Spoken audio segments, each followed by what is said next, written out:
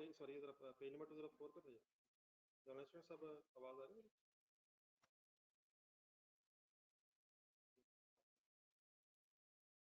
Journalist आवाज ठीक है? लेकिन अभी भी नहीं मिल रही है।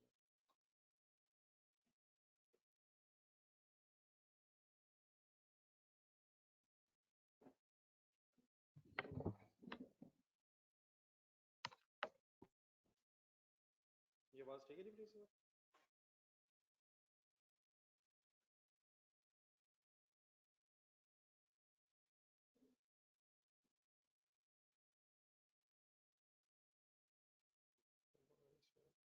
चेक करो।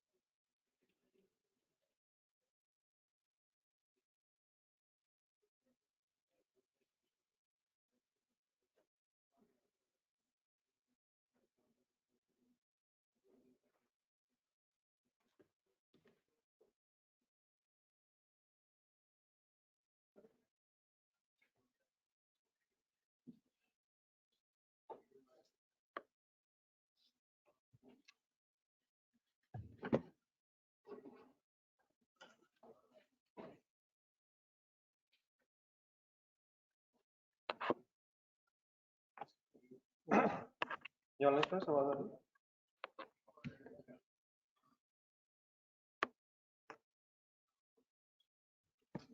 आप चेक करो।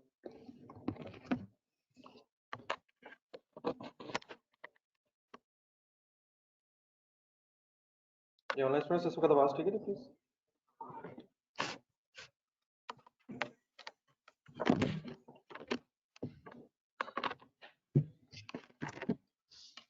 चलिए पेज नंबर 2 जरा 4 पे भेजिए। इधर से सही है। पेज नंबर 2 जरा 4 पे रिक्वायरमेंट है कि ये कहाँ तक पहुंची रिक्वायरमेंट?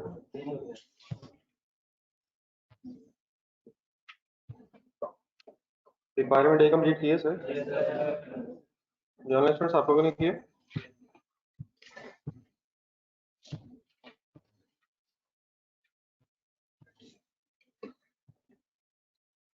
जर्नलिस्ट आप लोगों ने कंप्लीट किया है? एक वर्किंग जरा करवा दें यार, जरा 2018 की परचेजेस निकलवाएं। क्रेडिट डेज में आपको परचेजेस की जरूरत पड़ी होगी। अपना आंसर निकाल के रखें जी, कैसे वर्किंग की। सर जी मोबाइल ऑफ कर दें सर।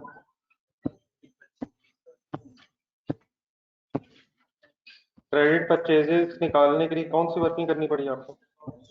स्टॉक अकाउंट बना रखें जरा, सामने बनाया होगा। ब्रॉड डाउन स्टॉक बताएं। अगर मैं 18 के एंगल से कह रहा हूँ तो ब्रॉड डाउन स्टॉक किस साल का होगा? 4500, ठीक है। Carried down stock, cost of sale कौन सी लेंगे? 18 की अगर वर्किंग करें तो 21,300। कॉस्ट ऑफ सेल्स को किस साइड पे लिखेंगे लेजर में? और परचेजेस पे डेबिट साइड पे आता है, ठीक है ना। ये तो वर्किंग होगी अब।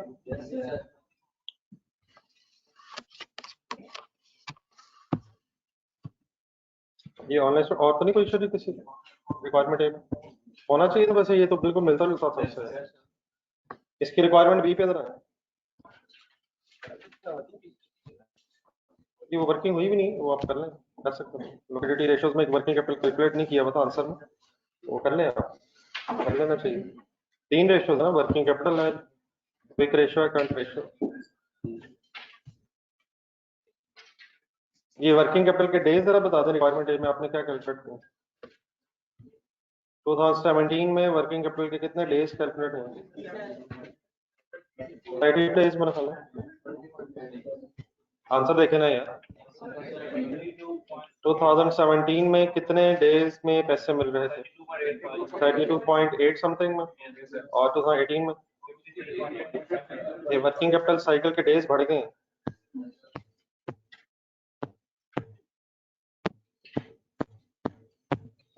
अब भी रिक्वायरमेंट जरा पढ़ो। Suggest 3 possible measures that can be taken by the company to improve working capital cycle days. अब वो आपसे एग्जामिनर मांग लिया है कि 3 तरीके बताएं, 3 पॉसिबल मेजर्स बनाएं जिससे क्या हो, वर्किंग कैपिटल साइकिल के डेज बढ़ जाए या कम हो जाए। पढ़े पढ़े पढ़े बहुत से पढ़े। इम्प्रूवमेंट का मतलब क्या होगा? 3 वेज बताएं जिनसे वर्किंग कैपिटल साइकिल के डेज को रिड्यूस किया जा सके ताकि वो इम्प्रूव हो जाए। हुआ क्या है, दोबारा फिगर्स देखें। 2017 और 18 को अगर कंपेयर किया जाए तो वर्किंग कैपिटल साइकिल के डेज बढ़ गए हैं, तो ये पॉजिटिव साइन नहीं है। एग्जामिनर आपसे मांग रहा है कि कौन से 3 तरीके हो सकते हैं जिनकी बेस पे वर्किंग कैपिटल साइकिल के डेज को रिड्यूस किया जा सकता है। तो इसका बड़ा तरीका वही है, अपना वर्किंग कैपिटल का आंसर सामने रखा है। वर्किंग कैपिटल साइकिल कैलकुलेट कैसे हुई है, किन किन डेज को कंसीडर किया हुआ है। तो अगर इन्वेंट्री डेज कम हो जाए तो वर्किंग कैपिटल साइकिल के डेज कम हो जाए, ऐसे ही होगा ना। इन्वेंट्री डेज होते क्या है?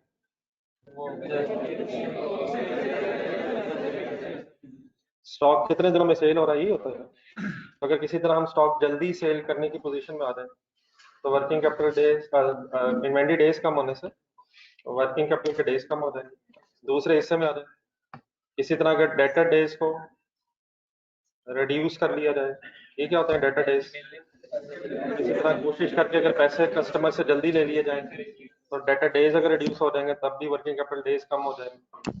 और क्रेडिटर डेज में है, क्रेडिटर डेज अगर किसी तरह डिक्रीज हो जाए,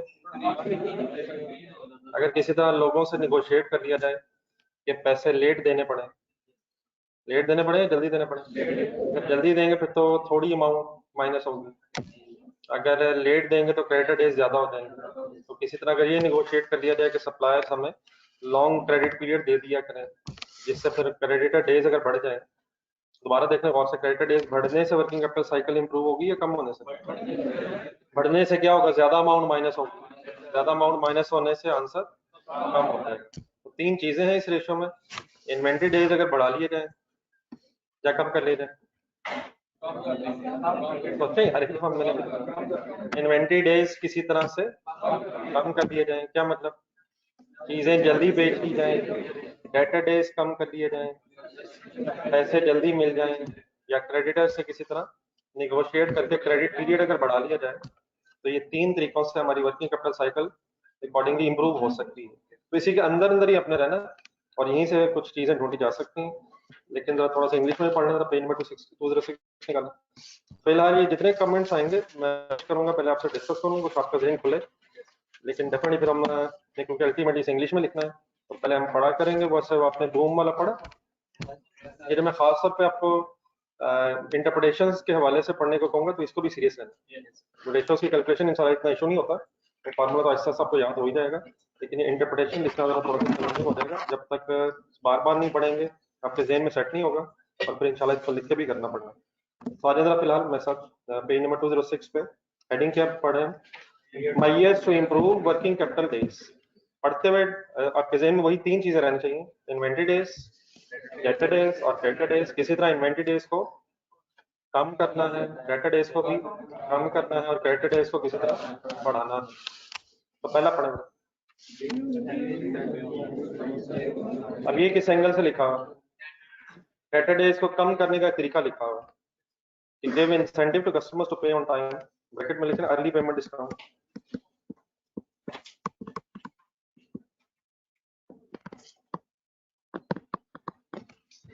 कस्टमर्स को अर्ली पेमेंट डिस्काउंट ऑफर करें। क्या होती है अर्ली पेमेंट डिस्काउंट? अगर जल्दी पैसे देंगे तो हमको डिस्काउंट देंगे। अब इसका फायदा क्या होगा, अगर जल्दी पैसे देंगे तो हमें तो डिस्काउंट देनी पड़ेगी। कैश आ जाएगा, अगर कैश ना आया तो फिर लोन लेना पड़ेगा। तो कंपेयर करें कि लोन का इंटरेस्ट कितना होगा और डिस्काउंट की अमाउंट कितनी होगी। तो ज्यादा डिस्काउंट दे दें उस अमाउंट से या कम दे दें? थोड़ी सी डिस्काउंट दे दें ताकि उधर से इंटरेस्ट कम हो जाए, पैसे ताकि टाइम पे आ जाए और लोन ना लेना पड़े। तो कितनी डिस्काउंट दें जिससे हमें फिर नुकसान भी ना हो। इंटरेस्ट की अमाउंट से कम डिस्काउंट दे दें, कस्टमर भी खुश हो जाएगा, अल्लाह करे पैसे टाइम पे दे दें, हमें लोन की तरफ नहीं जाना पड़ेगा। तो what is the first possible way? पढ़ा करें बार बार, इंग्लिश में जरा देखें।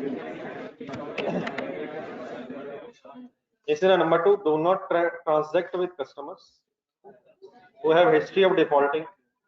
ऐसे कस्टमर से बिजनेस रिलेशनशिप खत्म करने की कोशिश करें जो लोग पैसे नहीं देते या लेट देते। ठीक है, इससे क्या होगा, रिसीवेबल्स कम हो जाएंगे। लेट नहीं, पैसे जल्दी पैसे नहीं अगर मिलेंगे तो डेटर्स का बैलेंस बढ़ता रहेगा, उससे फिर डेज बढ़ जाएंगे। Number 3, automate the monitoring of account receivable. आजकल जरा ऑनलाइन सॉफ्टवेयर का भी जमाना है। किसी भी एक नॉर्मल साइज कंपनी को अगर जहन में लाए जाए तो 500-600 कस्टमर्स होना नॉर्मल सी बात है। काम छोटी सी कंपनी में करो तो 500-600 कस्टमर्स हो जाते हैं। अब मैन्युअली उन सब कस्टमर्स की डेट ऑफ पेमेंट अगर हिसाब रखना पड़े, किस किस की डेट आ गई है, किस किस को इन्फॉर्म करना है, याद करवाना है, तो मैनुअल अगर प्रोसीजर अडॉप्ट करेंगे तो ज़्यादा मुश्किल हो जाता है। सॉफ्टवेयर आजकल बने हुए हैं, सॉफ्टवेयर में जिनकी ड्यू डेट आने वाली होती है वो सामने कस्टमर्स की इंफॉर्मेशन आपके सामने पास आ जाती है। तो कलेक्शन डिपार्टमेंट जो होता है अगर सॉफ्टवेयर को यूज कर ले तो उससे फिर भी पता चल जाता है कि किस कस्टमर की अमाउंट ड्यू होने वाली हो गई है, देयरफॉर उसको शायद अब मैसेज करने का वक्त आ गया है या कॉल करने का वक्त आ गया और उससे पैसे देने, जो उसके पैसे देने उसको याद करवाए जा सकते हैं। तो एक और तरीका क्या हो सकता है कलेक्शन प्रोसीजर को स्पीड अप करने का, कि ऑटोमेट मीन ब्रैकेट में लिख लें सॉफ्टवेयर, obtain a software यह मतलब अकाउंट्स रिसीवेबल सॉफ्टवेयर।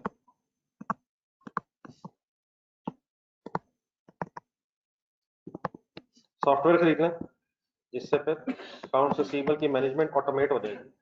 ये सॉफ्टवेयर फिर बता देता है कि 5 दिनों बाद किसके पैसे आने वाले रह गए, तो सिर्फ उन्हीं पे फोकस करके आप एक और, बल्कि सिस्टम जनरेटेड होता है जिनकी ड्यू डेट्स आने वाली हों उनको फिर उनके नंबर्स पे व्हाट्सएप मैसेजेस वगैरह भी और अदर मैसेजेस भी ह्यूमन इंटरवेंशन की बजाय खुद ही हो जाता है। ठीक है, तो मैनुअल अगर करेंगे डेफिनेटली इसमें टाइम भी ज्यादा लगेगा, ह्यूमन एरर का भी खतरा होता है। लेकिन अगर ऑटोमेट कर लेंगे तो टाइमली लोगों को मैसेज सेंड हो जाएगा और उन्हें याद दहानी हो जाएगी कि हमने पैसे अब देने हैं। अगले दिन फिर मैसेज हो जाए, बार बार सुबह दोपहर शाम अगर मैसेज हो जाए तो जरा याद रहेगा। ठीक है सर, तो ये 3 जो बातें हुई यहाँ किस एंगल से हुई है, पहली 3 डेटा डेज के एंगल से हुई। ठीक है, 4th लाइन पढ़े, try to sell the inventory quickly inventory days. ठीक है, इसी तरह जल्दी इन्वेंट्री बेचने की कोशिश करें, एडवर्टीजमेंट करें इसके लिए। नंबर 4, अब creditors sorry, number 5, negotiate with suppliers to increase the credit period, decrease the credit period। ये तो डिक्रीज होना, सप्लायर कौन होता है, जैसे चीजें खरीदी हैं आपने उसको पैसे देने हैं तो उससे क्या निगोशिएट करें कि ज्यादा अरसा अलाउ कर देगा। अगर वो ज्यादा अरसा अलाउ कर देगा तो हमारे क्रेडिटर डेज बढ़ जाएंगे और वर्किंग कैपिटल साइकिल का आंसर कम हो जाएगा। आई होप कि क्लियर हो गया। पढ़े हमारा इंडिविजुअली एक बहुत बड़ा। What is number 1, short words main words. Incentives दें ऐसे। नंबर 2, ऐसे लोगों से ट्रांजैक्शन ना करें जो लेट पेमेंट करते हैं या डिफॉल्ट कर जाते हैं, पैसे नहीं देते। ऑटोमेशन लेके आए, इन्वेंट्री को जल्दी बेचने की कोशिश करें और सप्लायर से लॉन्ग क्रेडिट पीरियड नेगोशिएट करने की कोशिश करें। अच्छा, ये सेंटेंस ऐसे थे रट्टा लगाने की जरूरत नहीं है, लेकिन इसका जो क्रक्स है, मतलब इसमें जो मेन मैसेज है वो जहन में होना चाहिए ताकि आप अपने लफ्जों में लिख सकें। मतलब मीन्स उसे एज इट इज ये लाइन याद करने की जरूरत नहीं है इसका, लेकिन इसमें जो मेन चीज है वो अगर जहन में रहे तो आप सेंटेंस अपना बना सकते हैं। मसलन नंबर 1 लाइन में मेन चीज क्या है, कस्टमर्स को इंसेंटिव दें। तो जरा मेरी तरफ जरा देख के जरा इंग्लिश में बोलने की कोशिश करें, ये सेंटेंस कैसे बन सकता है। अभी भी पढ़ा वही सुना दें यार, ये तो याद हो गया ना अभी। अगर शॉर्ट वर्ड्स में पढ़ा जाए तो नंबर 1 में लिखा हुआ है कस्टमर्स को इंसेंटिव है। नंबर 2 में लिखा हुआ है ऐसे कस्टमर से ट्रांजैक्शन ना करें जो लेट पैसे देते हैं। नंबर 3 देख के बताएं मेन क्या चीज लिखी हुई है। ऑटोमेशन करें, ऑटोमेट करें, रिसीवेबल्स को ऑटोमेट करें, इन्वेंट्री जल्दी बेचें, और क्रेडिटर से लंबा long time period of credit negotiate करें। क्रेडिटर से लॉन्ग क्रेडिट पीरियड निगोशिएट करने की कोशिश करें। ठीक है, चलिए एक और क्वेश्चन कर लें। पेज नंबर 2 जी, एक सेकंड पढ़ते रहे, मैं कमेंट्स मेरे ख्याल है हम किसी एक क्वेश्चन में लिख भी लेते हैं। बाकी ये मेन ये वैसी चीज जो है ना, ये जब तक आप खुद नहीं ना लिखेंगे अपने लफ्जों में, ये मैंने असल में जैसे ही मैंने लिखा ना, मैं बोर्ड से देख लिखा, वो तो फिर वही हो जाता।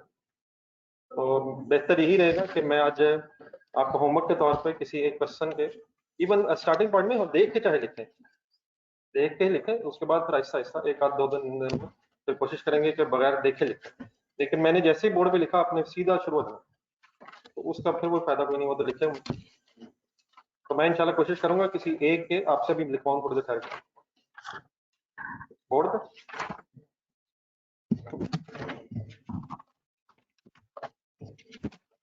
सेंटेंस आप लोगों से स्टार्ट नहीं होता, सेंटेंस अगर स्टार्ट होते तो इंशाल्लाह कुछ ना कुछ एंड किया जा सकता है। पेज नंबर जरा ढूंढने का एंड करो।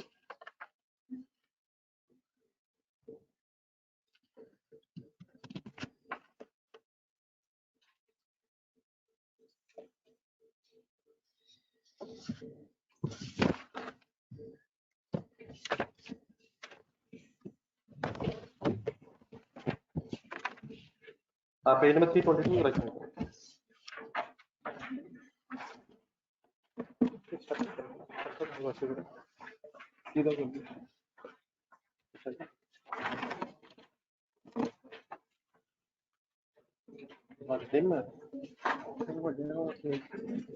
इसके पीछे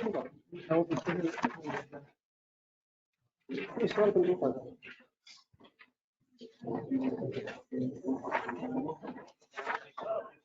इससे मैं हमारे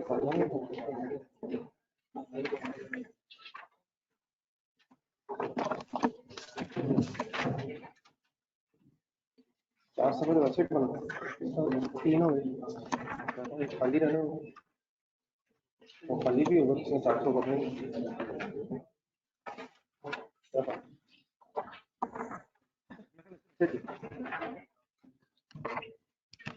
ये सर क्वेश्चन नंबर 6 है, पेज नंबर 322। ऑनलाइन स्टूडेंट्स आते हैं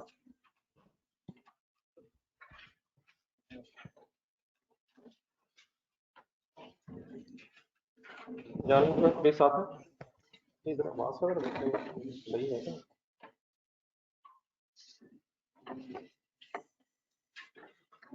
इशू किसका माइक या फिर नेट आ रहा है?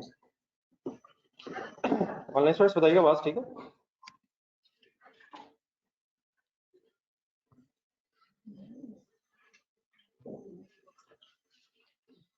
जी पेज नंबर 322 क्वेश्चन नंबर 6 कैंडी स्टार्ट कीजिएगा, थोड़ा देर मत लेना। Following are the summarise financial statements of, आहिस्ता आहिस्ता जरा लेवल बढ़ाएंगे। Following are the summarise financial statements of Sapphire limited and its competitor Tribal Limited SLTL for the year ended 31st December 2019। Statement of financial position बनी हुई जिसमें left side पे assets लिखा हुआ एसएल और टीएल के, और ऑपोजिट साइड पे इक्विटी एंड लायबिलिटीज की इंफॉर्मेशन लिखी है। एक नजर डेटा पढ़ने। फिक्स्ड एसेट्स का मतलब non current assets, property, plant, equipment.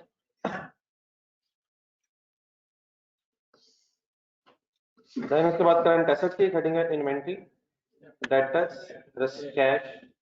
Opposite side पे कैपिटल एंड रिजर्व्स अगर इकट्ठे हो गए तो ये क्या बन गए? इक्विटी बन गई। Long term loans, current liabilities में दो फिगर्स हैं, क्रेडिटर्स एंड एक्रूड एक्सपेंसेस।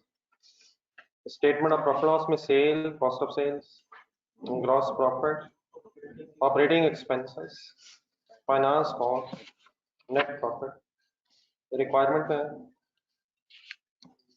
कहता है compute relevant ratios for SL and TL to assess which company seems to, ये रिक्वायरमेंट थोड़ी सी अंडरस्टैंड करने वाली है।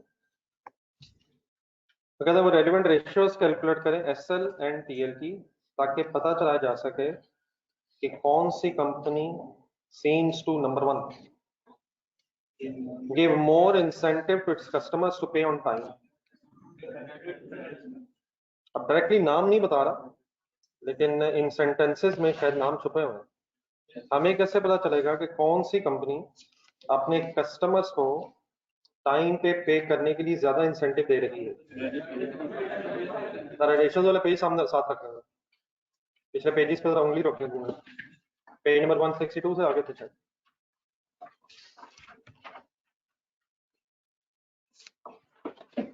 कौन सी रेशियो अगर कैलकुलेट करें तो कुछ आइडिया हो सकता है? डेटर कलेक्शन पीरियड या डेटर टर्नओवर पीरियड या डेटर डेज अगर कैलकुलेट होता है तो जिस कंपनी के डेटर डेज ज्यादा होंगे वो ज्यादा इंसेंटिव दे रही होगी, या जिससे कम होंगे? जिससे कम होंगे। तो ब्रैकेट में लिख लें कौन सी रेशियो यहाँ कैलकुलेट हो सकती है? Debtor days. अच्छा, इसके मैं कभी कोई डेटर डेज बोल देता हूँ, आपके पास क्या लिखा हुआ? Debtor turnover period, debtor period, interchangeably collection period. I hope को समझ आ सकती है। नंबर 2 आप पढ़ें,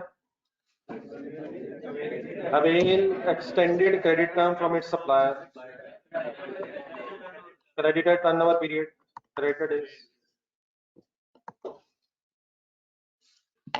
हमें कैसे पता चलेगा किसने ज्यादा अवेल किया? एक्सटेंडेड, जिसका आंसर ज्यादा होगा या कम होगा? इसके क्रेडिटर डेज ज्यादा होंगे, उसने ज्यादा अवेल किया होगा क्रेडिट टर्म्स को, एक्सटेंडेड क्रेडिट टर्म्स को अवेल किया होगा। 3 ट्राई करें, be more efficient in use of capital.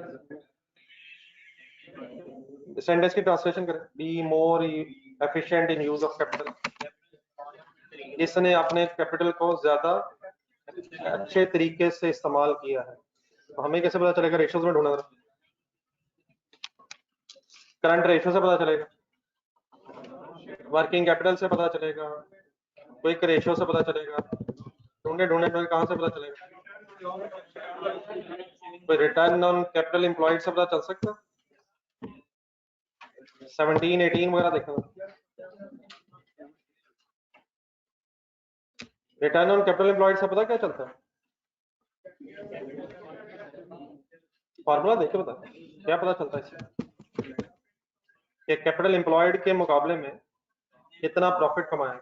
तो जिस कंपनी ने कैपिटल एम्प्लॉयड के मुकाबले में प्रॉफिट ज्यादा कमाया हो उसने क्या किया होगा? उसने ज्यादा एफिशिएंटली अपना कैपिटल यूज किया हो। ठीक है, ठीक है सर। तो कौन सी रेशियो कैलकुलेट हो सकती है इसे चेक करने के लिए? Return on capital employed. ये रिटर्न ऑन इक्विटी भी किया जा सकता है, कैपिटल एम्प्लॉयड इक्विटी दोनों हो सकते हैं। सर आंसर में यकीनन फर्क आएगा, लेकिन एग्जामिनर अकाउंटेंट होगा,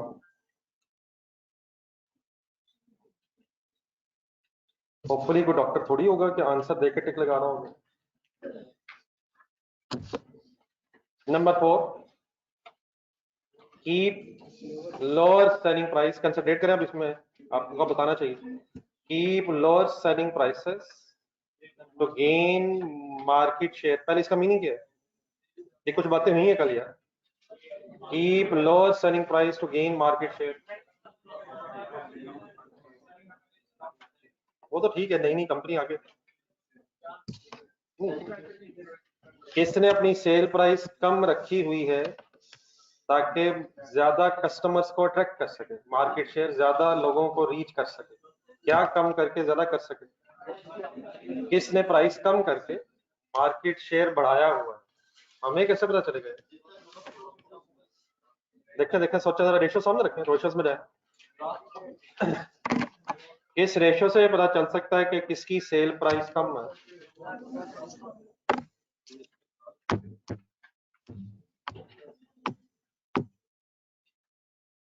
तो सेल से रिलेटेड रेशियो होती है सर, जी हिम्मत करें, कौन सी रेशियो हेल्पफुल हो सकती है? ये बूम लिमिटेड में बात हुई थी, बूम लिमिटेड की इंटरप्रिटेशन ढूंढा था, और पेज नंबर बताएं। स्पीड अप हो जाए, स्पीड अप हो जाए, सुस्ती फुल हुई हुई है। सफा नंबर बताएं, हमें बताएं, हमें बताएं, हमने बताएं, हमें क्या पता क्या, हाँ सफा, हमें क्या पता बूम लिमिटेड क्या है, लग चुके सब पता हमें। इसकी इंटरप्रिटेशन में जाए, इसकी ग्रॉस प्रॉफिट की इंटरप्रिटेशन जब हो रही थी कल, उसमें मेरा ख्याल एक पॉइंट कहीं लिखा होगा, ग्रॉस प्रॉफिट रेशियो में मेरा ख्याल आखिरी ढूंढना जरा, हाँ कहीं पेज नंबर 202 पेज नंबर 202 पे ग्रॉस प्रॉफिट की जब वर्किंग बात हो रही थी, तो लास्ट में क्या पॉइंट पढ़े थे हमारे बूम लिमिटेड का आंसर ग्रॉस प्रॉफिट रेशियो का कम आ रहा था। तो one possible reason could be कि हमने प्राइसेस कम रखी हो, उसकी वजह से ग्रॉस प्रॉफिट कम हो गया हो, क्योंकि हमारा नया बिजनेस था और हम ज्यादा कस्टमर्स को अट्रैक्ट करना था। तो कौन सी रेशियो से पता चल जाएगा कि हमारी ग्रॉस प्रॉफिट रेशियो कम है? आइए लिखें gross profit ratio.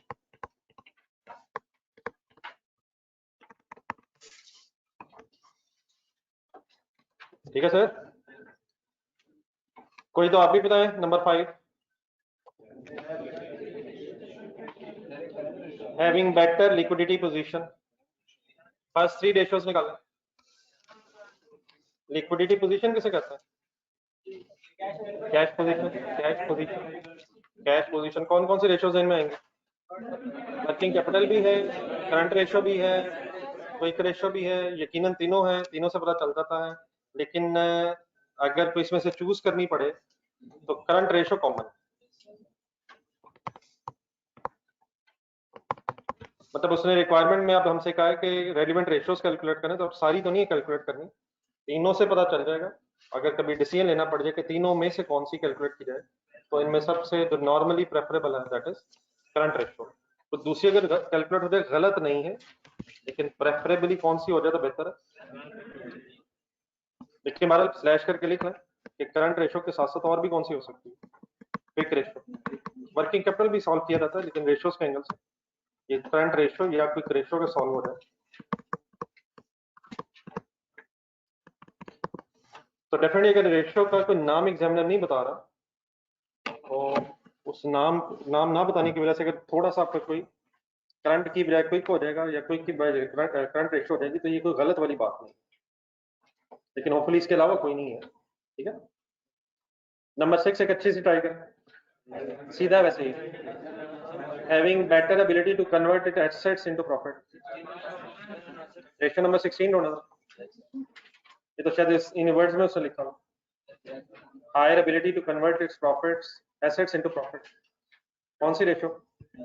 Return on assets. इसका आंसर हायर होना चाहिए लोअर? सोचे, पढ़े पढ़े पढ़े, फॉर्मूला पे पढ़े। अच्छा मैं पिछले पेजेस पे लेके जा रहा हूँ आपको, जब आप वर्किंग करेंगे तो दोबारा पिछले पेजेस पे नहीं जाना, नजर फार्मूला भी देख लें, कुछ कोशिश करें इंडिविजुअली। ठीक है, याद हो जाए। फार्मूला देख के बताएं रिटर्न ऑन एसेट्स का क्या है।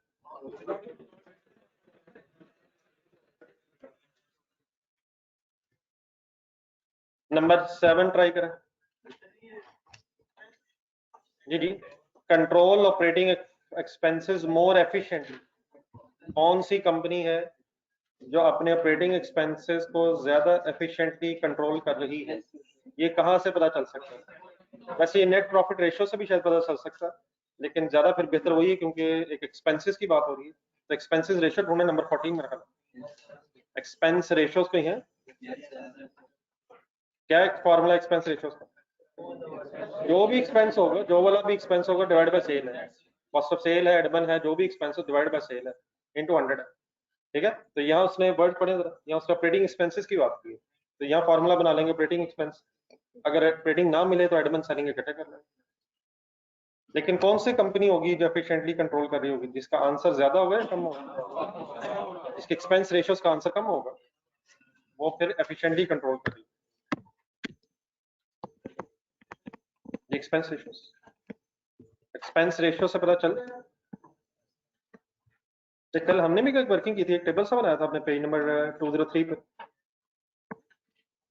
पेज नंबर 203 पे देखें, एक थोड़ा सा टेबल आपने बनाया था, इसमें कंपैरिजन किया था बूम लिमिटेड का कंट्रोल ज्यादा था अपने एक्सपेंसेस पे या इंडस्ट्री का? एक्सपेंसेस पे कंट्रोल बूम लिमिटेड का बेहतर था, उसके एक्सपेंसेस कम थे, पता चल गया था ना जी। नंबर 8,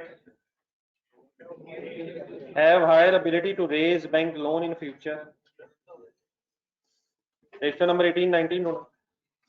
हाँ जी, इसमें दो होंगे, नहीं इसमें दो रेशियोज हो सकती हैं जो बैंक्स कैलकुलेट करते हैं। कौन से? एक तो गियरिंग रेशियो है, गियरिंग रेशियो में फिर दो है, लेकिन एक नंबर 18 भी है, सॉरी 18 19, सॉरी 18 कौन सी है? नहीं सॉरी मैं फिर सॉरी 19 20, 19 कौन सी है? गियरिंग, और 19 कौन सी है? Interest cover. इंटरेस्ट कवर भी बैंक चेक करेगा, और गियरिंग रेशियो अगर किसी की ज्यादा है तब बैंक कंफर्टेबल महसूस करेगा लोन देने में, या कम है?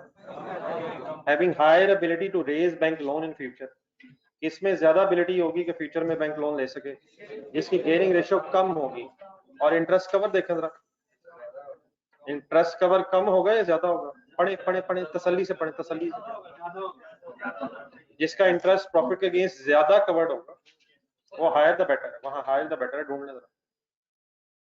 तो इसमें दोनों रेशियोज आ सकती हैं, लेकिन प्रेफरेबली अगर कैलकुलेट हो रही हो तो फिर गियरिंग रेशियो। और गियरिंग रेशियो फिर आप कैसे कैलकुलेट करवाएंगे ये भी ढूंढने जरा नंबर 19 में। बेस में क्या लेंगे? कैपिटल एम्प्लॉयड बेस में लेंगे, equity and long term loan preferably b लेंगे, ठीक है। बाकी आए जरा वर्किंग करते हैं, साथ साथ रहेगा, फर्दर मैं एक्सप्लेन भी करता हूँ। जी जी, बी वाला ही लगेगा प्रेफरेबली, 19 में बी वाला फॉर्मूला ही लगेगा प्रेफरेबली, अनलेस हमें क्वेश्चन में कोई इंडिकेशन मिल जाए कि वो return on equity, sorry equity की बेस पे एक गियरिंग रेशियो कैलकुलेट करना था। प्रेफरेबली फॉर्मूला है long term loan divide by equity plus long term. चले सर, अब आज इस डिस्कशन में एक तो वर्किंग्स भी होनी है और साथ इंटरप्रेशंस भी होनी है। आप प्लीज फुली इन्वॉल्व हैं, ऐसा सब ये चीजें टिप्स करनी चाहिए। करना हमने इस वक्त ये है, पढ़े जरा एक मिनट, रिक्वायरमेंट का स्टार्ट पढ़े जरा। किसकी वर्किंग करनी है, टीएल की एसएल की? दोनों की वर्किंग करनी, सॉर्ट ऑफ एक कॉलम अगर बन जाए इसमें एसएल टीएल की वर्किंग सामने आ जाए। अच्छा वैसे ये कॉलम भी जरूरी नहीं है, थोड़े कॉलम, हाँ मतलब ऐसे कॉलम्स में कोई स्पेस कम ना हो जाए। Computation of ratios,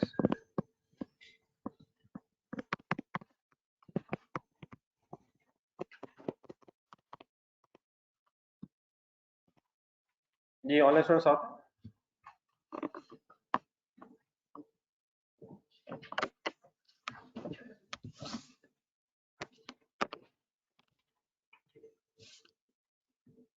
ji. Number 1 कौन सी रेशियो कैलकुलेट करेंगे? Debt days.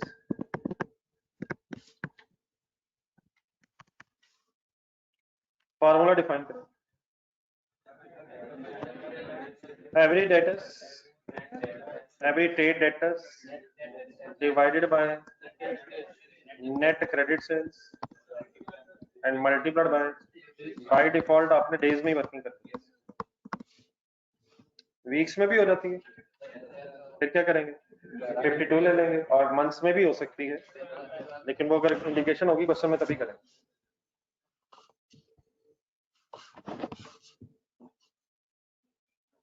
अब दो कंपनीज की वर्किंग होनी है, एसएल एंड टीएल। पहले करवाइएगा एक दफा, मैं स्टार्ट लेना, फॉर्मूला लिखिए। अब एसएल का डाटा ढूंढना,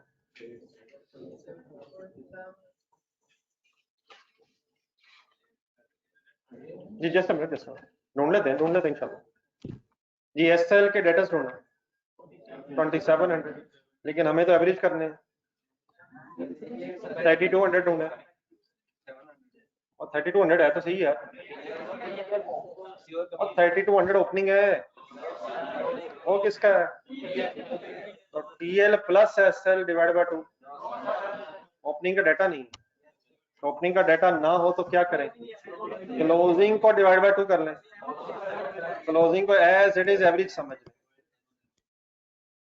है ना सर? ये सॉरी फॉर्मूला में net credit sale, net credit sale साथ साथ रहेगा बात। 2700 समझ आ रहा? Why no average? कंपैरेटिव नहीं है, ओपनिंग नहीं है, therefore closing as it is average हो। इसमें पड़ेगा डिवाइड बाय क्या करना है, क्रेडिट सेल, यहाँ तो सेल है 16,700 होना है। अगर इंफॉर्मेशन ना हो तो बाय डिफॉल्ट सारी सेल क्रेडिट पे ही होगी। छोटी छोटी चीजें सही सेट करेंगे। इंफॉर्मेशन होती तो यकीन हम सिर्फ कौन सी सेल उठाते हैं, 16,700 assuming if all sale is on credit। ये ना भी लिखा हो तो हमेशा आपने ऐसे ही अज्यूम करना। आंसर बताएं। 59.01 डेज। टीएल की वर्किंग खुद से करें फिगर्स ढूंढ।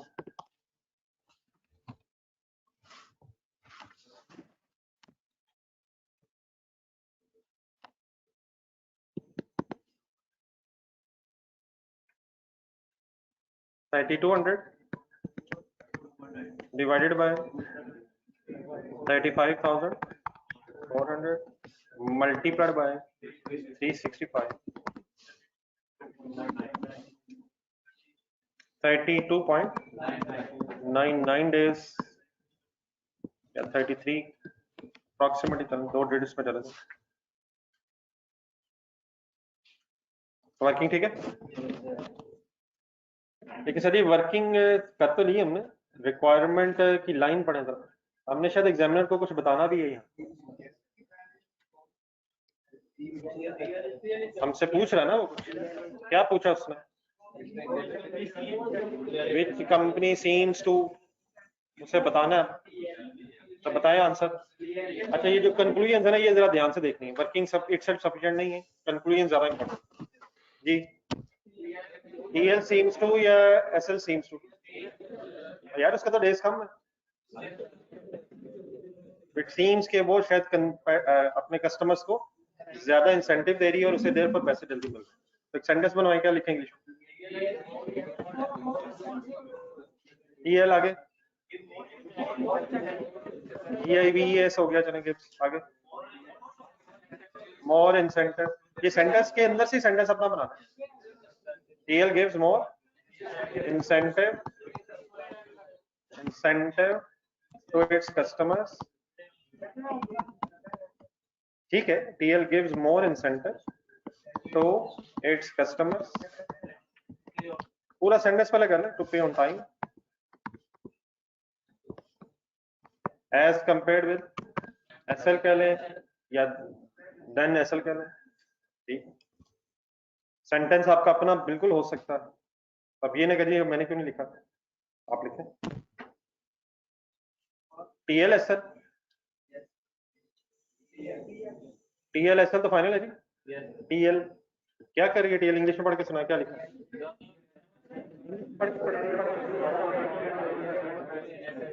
अच्छा मेरी बात को इसको ना जरा सीरियस काइंडली लीजिएगा, ये हमारा अनफॉर्चुनेटली मसला है। ये नंबर 2 स्पीड अप हो जाएगा। Creditors turnover period,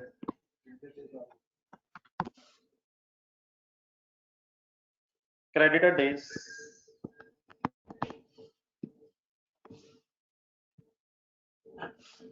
formula average creditors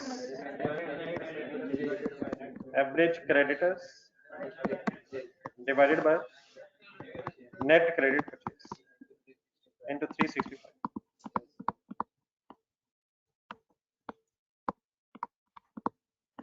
into 365। मेरे साथ रहिएगा, इस रेशियो में थोड़ा सा एक प्रॉब्लम इस डेटा में। SL ये क्रेडिटर्स एवरेज, ये मसला तो खुद हल करें, बताएं क्या लिख 2900 को आपने क्या समझ के आप लिख लिया है, ओपनिंग नहीं है तो क्लोजिंग ही अपनी जो, अब डिवाइडेड बाय क्या होना है, नेट क्रेडिट परचेज, ठीक है। अब यहाँ में परचेज चाहिए, relax relax relax relax, purchase निकल आती है अगर ना हो तो, आपने कल घर भी किया है। स्टॉक अकाउंट जहन बनाया जरा।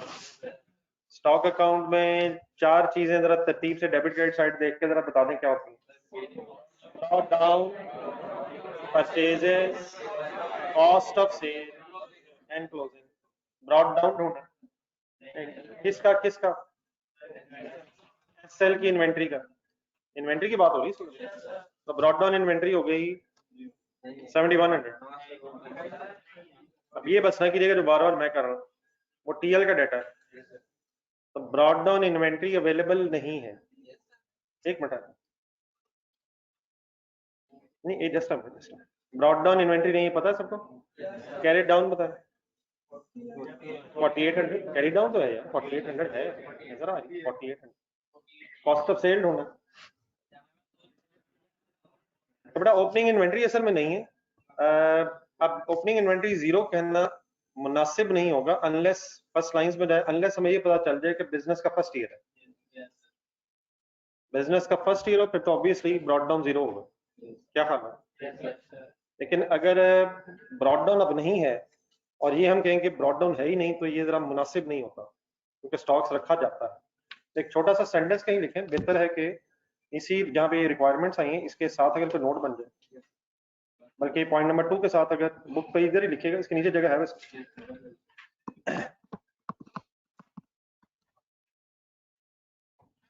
ये छोटी छोटी चीजें जो क्वेश्चन के डाटा के में प्रॉब्लम आती है वो फिर रिजॉल्व कैसे करनी होती है इनका आइडिया होना चाहिए, तो इसको लिख लीजिएगा। पेज के नीचे भी जगह है, एक छोटा सा सेंटेंस मैं लिख रहा हूँ, सुन भी लें फिर एक्सप्लेन भी मैं करता हूँ। If there is no information of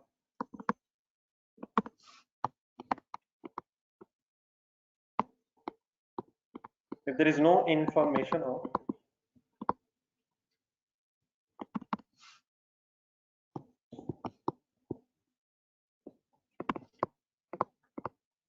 opening stock,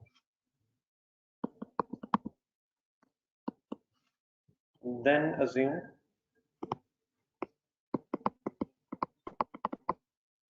closing stock is equal to opening stock.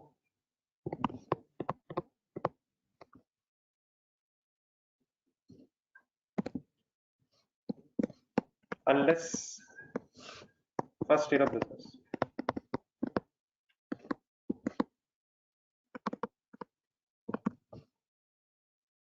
If there is no information of opening stock, then assume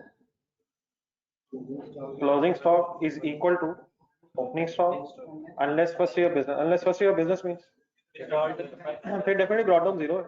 अच्छा इसका क्या मतलब है जो मैंने लिखा? इसको किसके बराबर समझ लें अगर इंफॉर्मेशन नहीं है? ये बिल्कुल ऐसे ही काम ना हमने ये डेटा पे भी किया है। जरा डेटा में 27 तो क्या था? क्लोजिंग था। मैंने कहा इसी को एवरेज समझ लें, तो यहाँ भी यही मैंने अज्यूम किया था, लेकिन वहां मैंने लिखवाया इसलिए था कि शायद अंडरस्टैंडेबल होता था। 2700 को ही हमने ओपनिंग भी समझा, दोनों का प्लस भी किया और डिवाइड बाय 2 भी किया, तो आंसर क्या आ गया? 2700 ही आ जाएगा, चेक करना। तो ये वहां भी ऐसे ही अज्यूम किया है, लेकिन यहाँ क्योंकि हमने कुछ क्वेश्चंस में इंफॉर्मेशन होने की वजह से लेजर भी बना लेते हैं, तो अगर इंफॉर्मेशन ना हो तो किसको किसके बराबर समझ लें। लेजर बनाया जरा स्टॉक का, अगर क्लोजिंग ओपनिंग सेम हो, नहीं जहन में बनाया, अब जरूरत नहीं है लेजर की। अगर ओपनिंग क्लोजिंग स्टॉक की अमाउंट सेम है तो फिर जो कॉस्ट ऑफ सेल होगी वही परचेज बन जाएगी। यकीनन अगर इंफॉर्मेशन हो तो आपने परचेज ढूंढनी है, लेकिन अगर ओपनिंग स्टॉक ना मिल सके तो क्लोजिंग को ओपनिंग के बराबर कर लें। उसकी फिर सिग्निफिकेंस क्या होगी? कॉस्ट ऑफ सेल परचेज के बराबर। ठीक है? क्या हमेशा ऐसे करें? सेंटेंस पढ़ के बता दें कब ऐसे करेंगे। मसला अगर बिजनेस का फर्स्ट ईयर नहीं है और हम ये कहते हैं ब्रॉड डाउन है ही नहीं, ये शायद जरा ज्यादा गैर मुनासिब है। ये भी डेफिनेटली ये भी नहीं जरूरी नहीं कि सेम ही हो, लेकिन इस मसले को हल फिर कैसे करें कि अगर इंफॉर्मेशन हो तो क्लोजिंग ओपनिंग बराबर, उसकी सिग्निफिकेंस फिर क्या होगी? कॉस्ट ऑफ सेल ही परचेज बन जाएगी। ठीक है, याद रहेगा। आज वर्किंग आप कंप्लीट हो। बताएं नेट क्रेडिट परचेज क्या लिखा है? फिगर फिगर फिगर फिगर किसको क्या समझ लिया हमने? कॉस्ट ऑफ सेल परचेज समझ आ रहा है वैसे? नहीं, लेजर के एंगल से अगर ओपनिंग अमाउंट भी वही है, क्लोजिंग भी वही है, तो कॉस्ट ऑफ सेल की अमाउंट ही परचेज बन जाए। ब्रैकेट में लिख लें, ये जहां 11,400 हमने लिखा, cost of sale is purchase.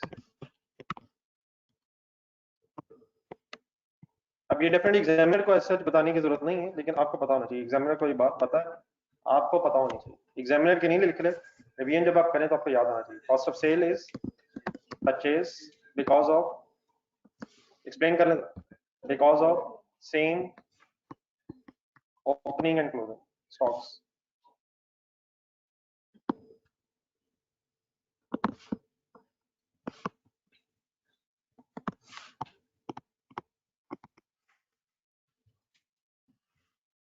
ये ऑनलाइन स्टूडेंट्स ओके प्लीज? चलिए वर्किंग वाइंड अप करेंगे। मल्टीप्लाइड बाय 365, आंसर बताओ। 92.85, 92.85 डेज। ये बताते क्या सर डेज?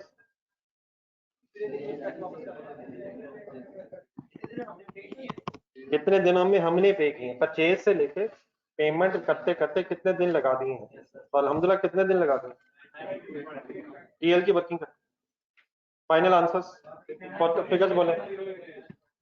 4500 को हमने एज इट इज अभी समझ लिया डाटा ना होने की वजह से, और जहन में स्टोरी लाए जरा, इसका भी ओपनिंग स्टॉक नहीं दिया हुआ, तो क्या ही क्या हो गया, कॉस्ट ऑफ सेल ही परचेज हो गई, फिगर आ गई 27,800 मल्टीप्लाइड बाय 365, 59.08 डेज। लेकिन एक कंक्लूडिंग लाइन सोच के लिखवाएं। नहीं मेरा ख्याल है, हाँ ठीक है चलो पढ़े।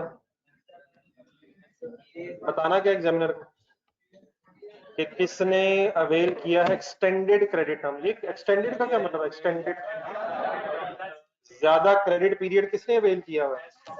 और टीएल ने, या जो लेट पेमेंट कर रही कंपनी उसने, इसका मतलब ज्यादा क्रेडिट पीरियड अवेल किया हो। तो क्या सेंटेंस लिखें इंग्लिश में बताएं? SL availed extended credit terms, extended credit terms of extended credit terms from its supplier। जी ठीक है, extended credit terms from its suppliers। Any confusion? Young students?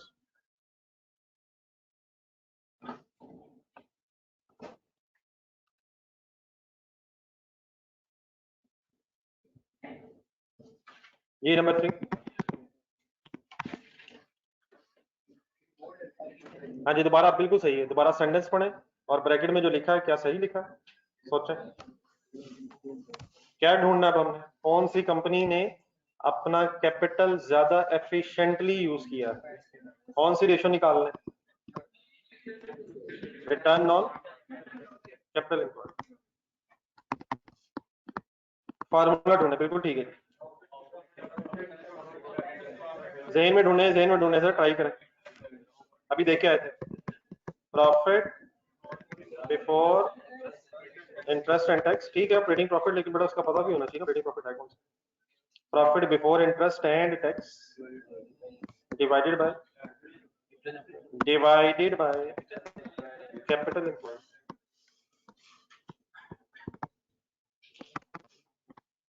Average capital employed, words बार पूरे ही जहन में रखें, फिर अकॉर्डिंगली क्वेश्चन में एडजस्ट करें। एवरेज कैपिटल एम्प्लॉयड इनटू 100 भी है शायद, परसेंटेज में आंसर आए। जी सर क्वेश्चन देखें, एसएल की वर्किंग करवाएं। जी बिल्कुल सही, उसके दो तरीके ठीक है। किस जगह टोटल होता है ऑपरेटिंग प्रॉफिट का?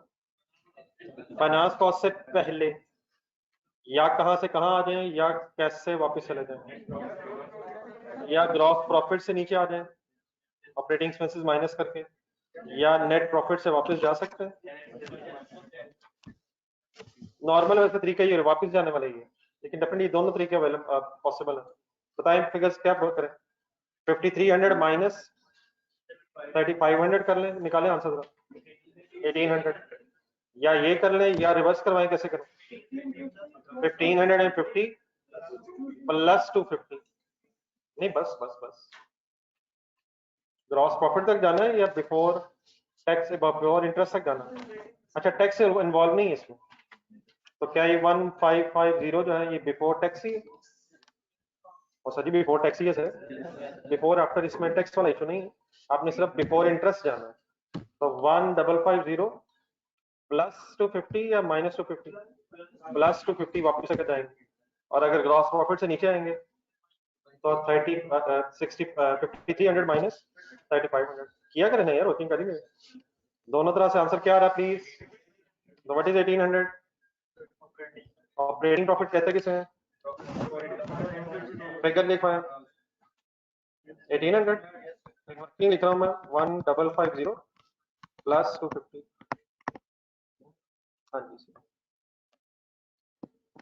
1550 प्लस 250 डिवाइडेड बाय एवरेज का इशू तो नहीं है? एवरेज करने का इशू तो नहीं आएगा? क्यों नहीं आएगा? कंपैरेटिव ईयर नहीं है। इक्विटी ढूंढने कितनी है? बेटा प्लीज सवाल में से ढूंढनी है सर, कहीं नजर नहीं आ रही क्यों? 8400 तो कैपिटल है, कैपिटल में रिजर्व जमा हो जाए तो इक्विटी बन गई 8400, प्लस लॉन्ग टर्म लोन कितने हैं? 1900। कैपिटल एम्प्लॉयड कैसे कैलकुलेट होगा? Equity plus long term loan 8400 plus 1900 multiplied by finally 100, 17.48%। TL की फिगर सॉल्व करें, सुस्ती खत्म करें, स्पीड अप हो जाए।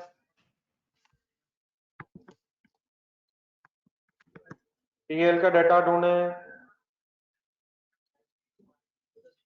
2100 plus 600 divide by 9450 equity plus 4600 multiplied by 100 is equal to 19.22%।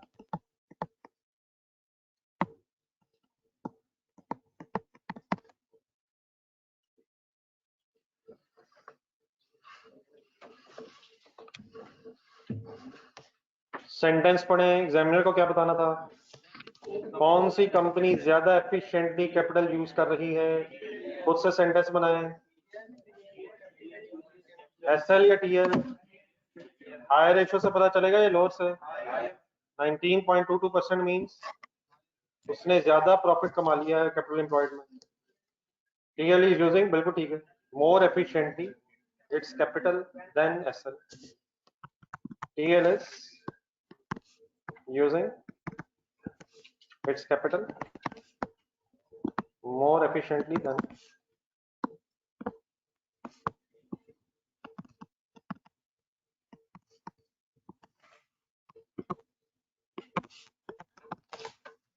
TL is using its capital more efficiently than SL।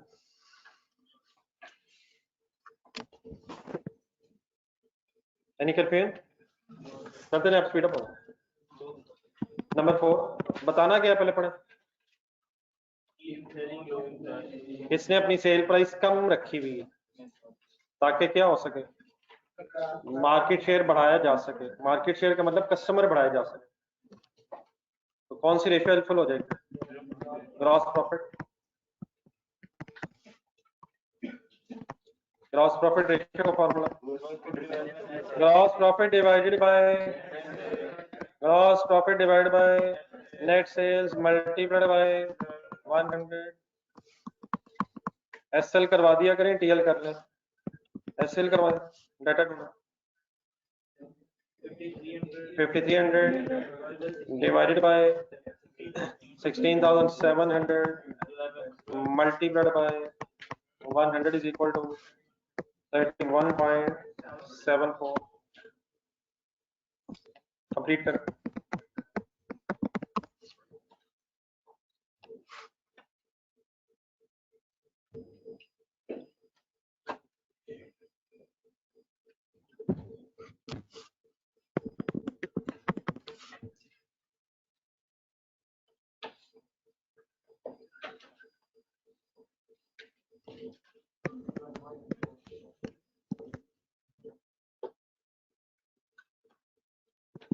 $7,600 divided by 5,000, 400 into 100, 21.47। जी sentence बनाए। SL यार, एसएल एसएल एसएल यार, उसका प्रॉफिट ज्यादा है। ग्रॉस प्रॉफिट ज्यादा होना क्या सेल प्राइस कम को बता रहा है? अच्छा, इसकी कैलकुलेशन सही बनाया, जरा सेंटेंस पढ़े। हमने क्या ढूंढना है? जिस कंपनी ने सेल प्राइस कम रखी हुई, तो जिसकी परसेंटेज ग्रॉस प्रॉफिट रेशो की ज्यादा है, उसने सेल प्राइस ज्यादा रखी हो। तो हमने आंसर कैसे लिखना है? TL is keeping its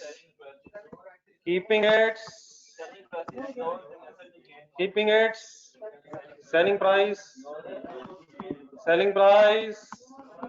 lower than SL, क्यों? to gain more market share। As it is sentence है बनाना। बड़ी मैंने कोशिश की कि आपके अंदर से कोई इंग्लिश बाहर आ जाए, अपने भी पूरी कोशिश की कि हमने कुछ नहीं बताना। TL is, थोड़े यार देख के लिख रहे हैं। keeping its selling price lower than to gain more market। दोबारा फिर जीत गए आप लोग। ये ठीक है, डेफिनेटली सेंटेंस में भी डिफरेंट। TL is keeping की जगह TL keeps its sale price। I definitely will appreciate अगर आप अपना जुमला बना।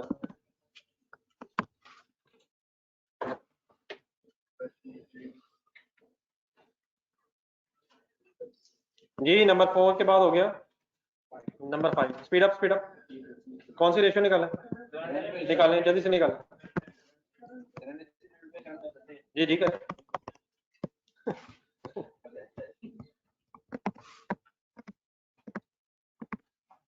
एफर्ट से है सर, आपको पता चल ही गया भाई। हर गुजरते दिन के बाद आपको पता चलना चाहिए कि एफर्ट बढ़नी चाहिए। Current assets divide by current liabilities. नहीं मल्टीप्लाई कुछ नहीं, टाइम्स में मल्टीप्लाई 1 चला। एसएल की फिगर्स ढूंढ लेते हैं। 8700 टोटल हुआ वही करंट एसेट्स डिवाइड बाय 3800 का भी टोटल हुआ। Current assets divide by current liabilities is equal to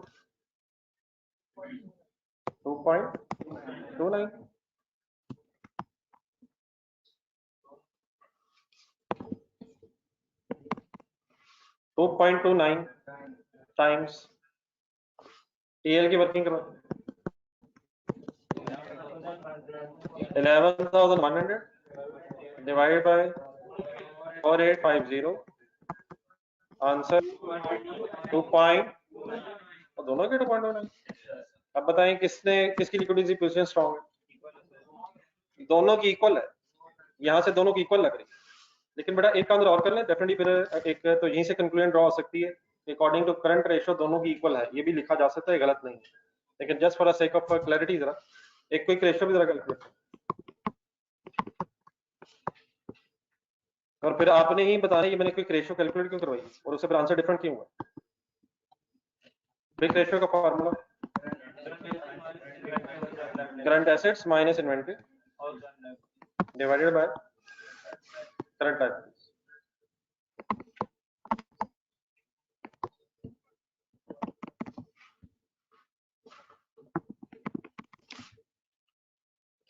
current assets minus inventory divide by current liabilities.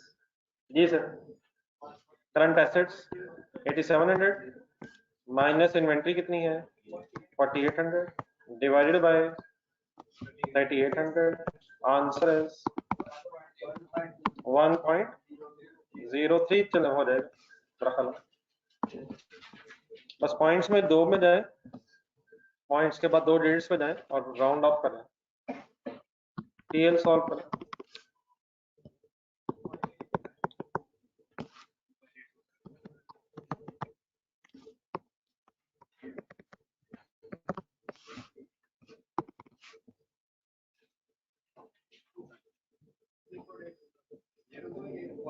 ये 0.882 हो जाएगा, 0.82 टाइम्स 0.82 टाइम्स, नहीं अब जरा ये देखें दोनों में पहले आंसर सेम आ रहा था, अब डिफरेंट हो गया। ये फार्मूले पे गौर करें ना, फार्मूले में क्या नहीं है कोई में जो करंट में था।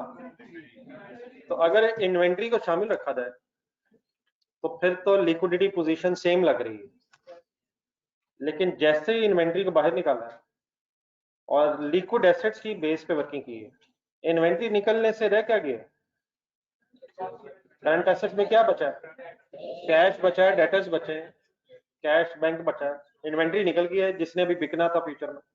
तो जैसे इन्वेंट्री निकाली गई है, क्या फिर रेशो में डिफरेंस आ गया, और फिर रेशो में क्या डिफरेंस आया, नहीं मतलब क्या डिफरेंस आया, एसएल की इंप्रूवमेंट आई है या टीएल की। इसका मतलब फिर ये है कि जो टीएल की करंट रेशियो इंप्रूव हुई है वो ज्यादा स्टॉक शामिल होने की वजह से इंप्रूवमेंट। तो अगर सिर्फ स्टॉक्स देखें आप तो एसएल का स्टॉक 4800 है और टीएल का स्टॉक ज्यादा है, तो उसका स्टॉक ज्यादा होने की वजह से करंट रेशियो उसकी सेम आ रही थी।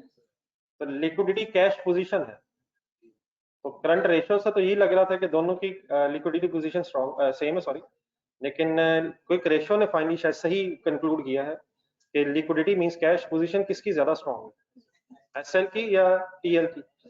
टीएल की करंट रेशियो क्यों सेम हुई हुई, ज्यादा स्टॉक होने की वजह से, स्टॉक ज्यादा होने की वजह से। जैसे स्टॉक बाहर निकाला मींस लिक्विड एसेट्स जब रह गए, लिक्विड एसेट्स किसे कह रहा हूँ मैं, जो कैश में कन्वर्टेबल है, डेटर्स भी कैश में कन्वर्टेबल है, अगर जरूरत पड़े तो क्या इमीडिएटली कन्वर्ट हो जाता है, पढ़े जरा ढूंढ के 162 पेज पे, अगर जरूरत पड़े तो क्या डेटर्स के अगेंस्ट इमीडिएटली कैश अवेलेबल किया जा सकता है, कहाँ जाके पढ़ ले जरा, थोड़ा पैराग्राफ लिखा था 162 पेज।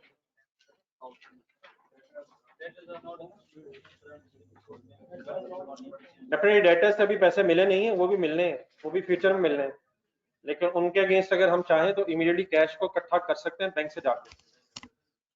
तो फाइनली कंक्लूड करवाएं जी, लाइन एक लिखवाएं, एसएल हैज या TL has, SL has better liquidity position as compare to TL. ये अगर फॉर एग्जांपल एक ही कैलकुलेट किया है क्योंकि अब उसने बताया नहीं था, तो हम ये भी कह सकते हैं ये दूसरी जो मैंने वर्किंग की है ये शायद फर्दर आपके कॉन्सेप्ट के लिए की है मैंने, लेकिन अब दोनों वर्किंग्स डेफिनेटली के सामने आ गई हैं। तो एसएल हैज या TL has, SL has better liquidity position as evidenced from बताएं जी, करंट रेशियो या quick ratio, from quick ratio.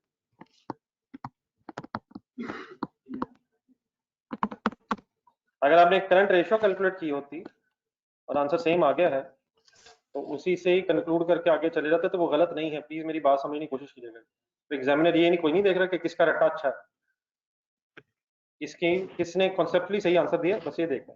और डेफिनेटली अगर उसने नाम नहीं बताया तो नाम डिफरेंट हो सकता है लेकिन उसी कैटेगरी के अंदर है, ठीक है। Ratio number speed up, number 6 return on asset, formula जहन से सोच के लिखें, बनाए। रिटर्न ऑन एसेट्स अगर उसने कहा है तो करंट या नॉन करंट, दोनों, total assets, profit before interest and tax, profit before interest and tax divided by average total assets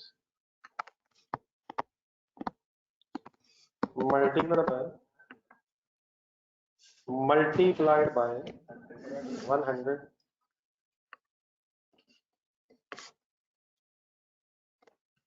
figures ढूंढे, बार बार वर्किंग हो रही थी। 1550 प्लस 250 डिवाइडेड बाय, ढूंढने एवरेज वाला मसला भी हल करें, टोटल एसेट्स भी ढूंढे।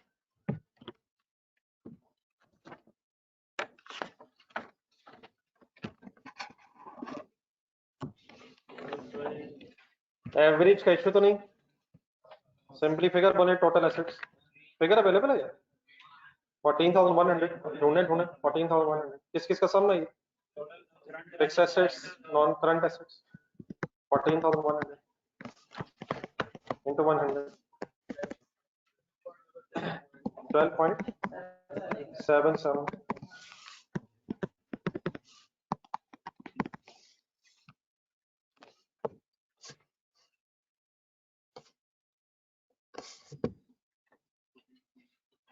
टीएल की फिगर्स ढूंढे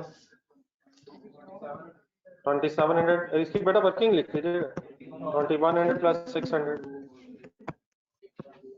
डिवाइडेड बाय 18,900 into 100 14.29%। ये अकॉर्डिंगली एग्जामिनर क्या पूछ रहा था, किसने अपने एसेट्स को, किसमें ज्यादा ये एबिलिटी है कि वो अपने एसेट्स को प्रॉफिट में कन्वर्ट कर सके, टीएल या एसएल, सेंटेंस बोलो। TL has higher ability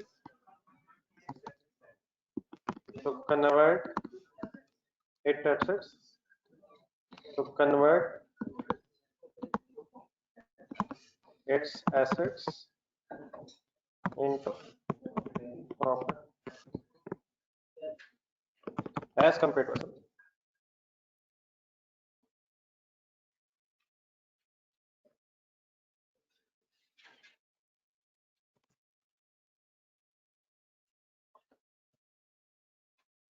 ji online student चल रहे हैं साहब। Number 7 operating expense ratio.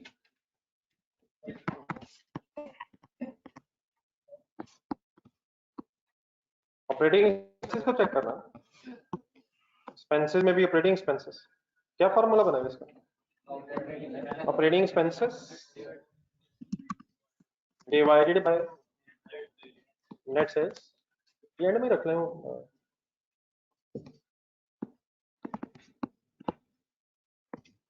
Multiplied by 100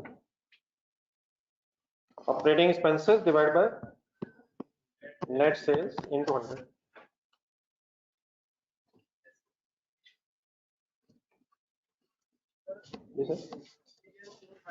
नहीं इसमें पिछला बता रहा हूँ। हाँ जी, why not sir, why not, sense should same यार, बाकी वर्ड्स आगे पीछे यकीनन हो सकते हैं। जी ऑपरेटिंग एक्सपेंसेस रेशियो एसएल की वर्किंग करवाएं, operating expenses 3500 divide by 16,700 multiplied by 100। करें सॉल्व करें कंक्लूड करें सेंटेंस लिखें अपना अपना।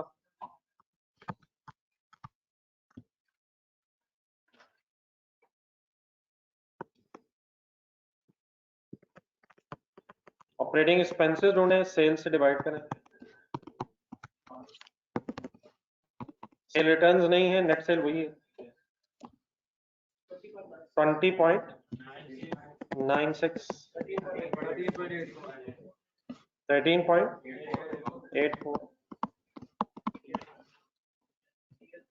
हाँ जी ध्यान से देखे, जल्दबाजी नहीं।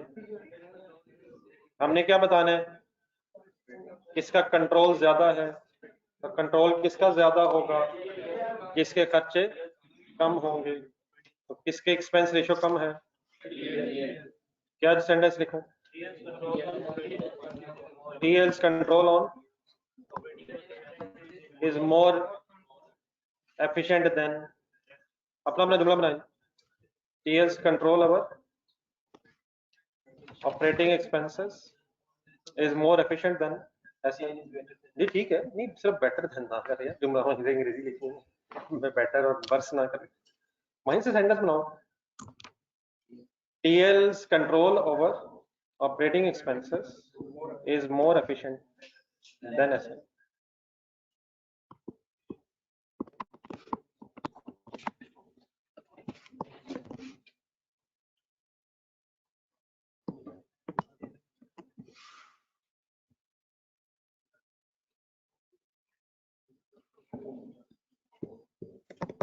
किसने कोई अल्टरनेट सेंटेंस बना, बोल दे। TL has more control over operating expenses, TL controls its operating expenses more efficiently। नहीं मतलब ऐसा रहने दे, उसने ये पूछा किसका कंट्रोल बेहतर है, तो TL कहेंगे इसमें जी। नहीं TL की बात तो करेंगे, TL ठीक है, चलो एंड में TL ठीक है। There is a more control of TL over operating expenses than SL। Last one, जल्दी से टाइम बच रहा है, एक क्वेश्चन और करना है। इंटरेस्ट अवेलेबल या गेयरिंग यार, ना करो यार, पढ़ना गेयरिंग फाइनल करे ना, फाइनल दोनों हो सकती हैं, लेकिन फाइनली क्या बात हुई, गेयरिंग रेशियो ज्यादा रेलिवेंट होगी। बताना क्या है, प्लीज पढ़े। कौन सी कंपनी फ्यूचर में ज्यादा लोन रेज कर सकेगी, किसकी एबिलिटी ज्यादा है कि लोन फ्यूचर में ले सके, जिसकी गेयरिंग रेशियो ज्यादा होगी या कम होगी। गेयरिंग रेशियो का फॉर्मूला बताएं। Long term loan divided by long term loans divided by equity plus long term loans. Equity plus long term loan means capital employed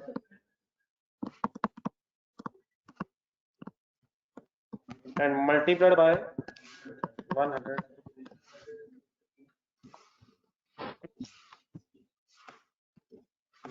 बिस्मिल्लाह पढ़े। लॉन्ग टर्म लोन्स ढूंढे, SL के 1900 हो चुकी है वर्किंग जारी। Capital employed equity 8400 plus 1900 multiply by 100। क्या चीज किसका 8%? Long term loans are 18% of capital employed. 18% पूरा 18.45। क्या चीज किसका कितना percent? Long term loans are 18.45% of capital employed. TL 4600 divided by 9450 plus 4600 into 32.74। What is 32.74? बोला करें। Long term loans are 32.74% of capital employed. Base में कैपिटल एम्प्लॉयड। जी sir, conclude करें। SL has more ability या higher ability than TL to raise bank loan in future। लिखे खुद से sentence लिखे, अब फिर आपने वेट करना इंग्लिश आया जरा बोर्ड। SL has या TL has? अपना बनाया, मैंने आपसे पूछ के लिखना। हाँ जी, SL ability to raise bank loan is higher than TL।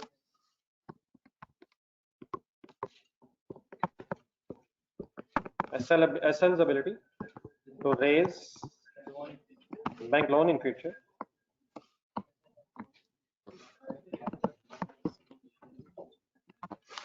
is higher than TL।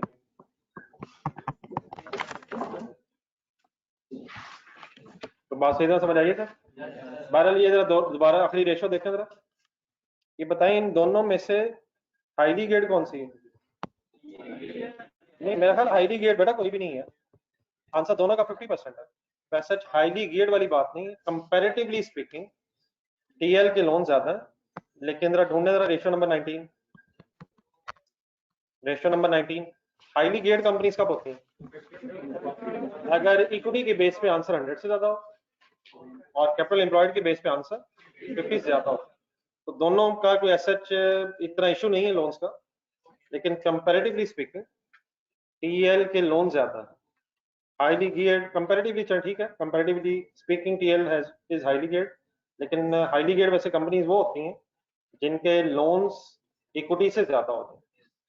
तो अगर इक्विटी की बेस पे वर्किंग की आपने तो आंसर 100 से ज्यादा हो, और कैपिटल एम्प्लॉयड की बेस पे अगर वर्किंग की है तो आंसर, एक और चीज जरा रिवाइज करें, 18.45% लिखा है यहाँ। What is 100? What is 100? Capital employed में लोन्स कितने हैं? कैलकुलेटर पकड़े, डिफरेंस ले 100 से। कुछ याद आता है क्या करवा रहा हूँ मैं? 100 में कैपिटल, 100 के कैपिटल एम्प्लॉयड में 18.45 अगर लोन्स है तो 81 समथिंग क्या है? इक्विटी है, इक्विटी। और टीएल में 32.74 लोन है, बैलेंसिंग फिगर कैलकुलेट कर। तो किसकी इक्विटी ज्यादा है? जिसके लोन कम है, जिसके लोन कम है उसकी इक्विटी ज्यादा है, जिसके लोन ज्यादा है उसकी इक्विटी कम है। ठीक है, तो ये नंबर ढूंढे कर ली।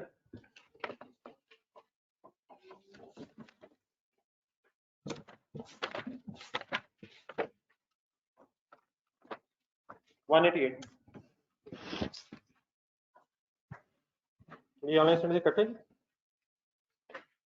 ऑनलाइन स्टूडेंट सारे इकट्ठे हैं।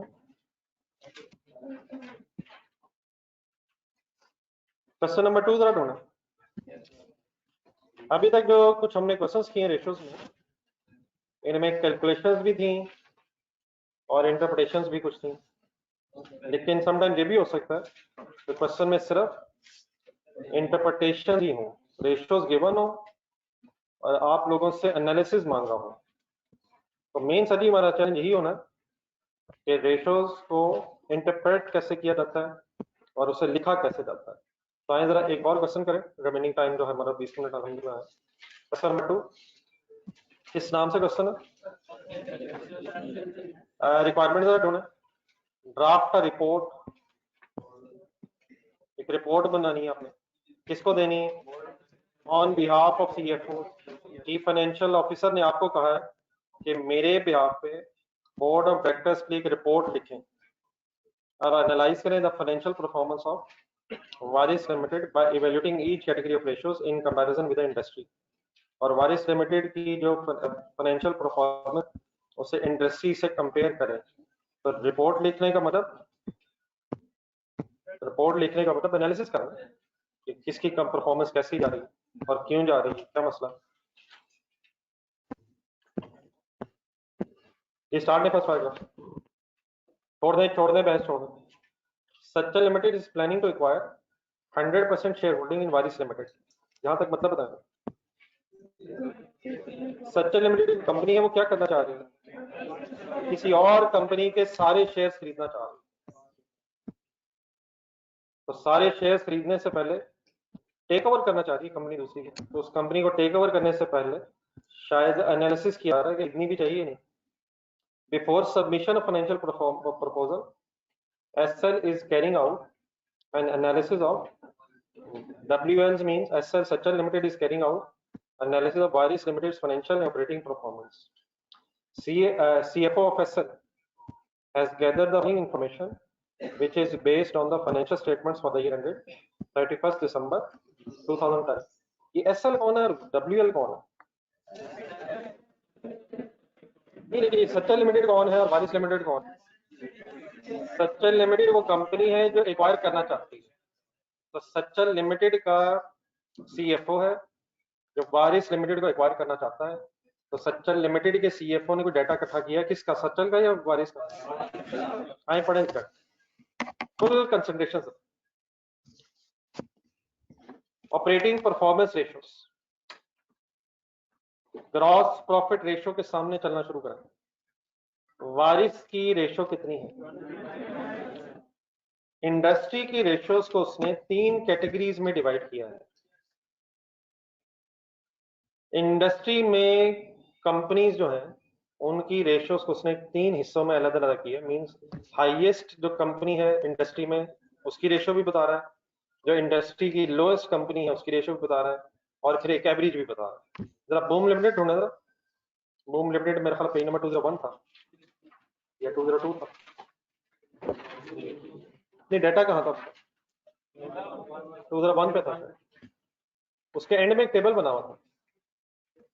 हाँ सर, किसका डाटा था? तो इंडस्ट्री का डाटा था वो, उसने एक ही फिगर दी थी, तो ये डेफिनेटली फिगर्स एवरेज होंगे, इंडस्ट्री की एवरेज फिगर्स। लेकिन यहाँ उसने इंडस्ट्री की जो फिगर्स दी हैं वो हाईएस्ट, लोएस्ट और साथ एवरेज दी। मतलब थोड़ी सी और एक्सप्लेन करते हैं ये क्या मतलब हाईएस्ट। इंडस्ट्री में जो कंपनीज हैं उनमें से जो बेस्ट या हाईएस्ट रेशियोज वाली कंपनी है वो अलग बता दी इसने। इंडस्ट्री में जिन कंपनीज की लोएस्ट रेशियोज हैं वो अलग बता दी, और फिर एवरेज रेशियोज भी बता दी, ताकि जरा हमारा एनालिसिस जरा फर्दर एक्सप्लेन हो सके। मसलन आप 29% गौर से देखें। नहीं, इंडस्ट्रीज 3 नहीं है। वारिस लिमिटेड जिस इंडस्ट्री में है उस इंडस्ट्री में एक से ज्यादा कंपनीज हैं।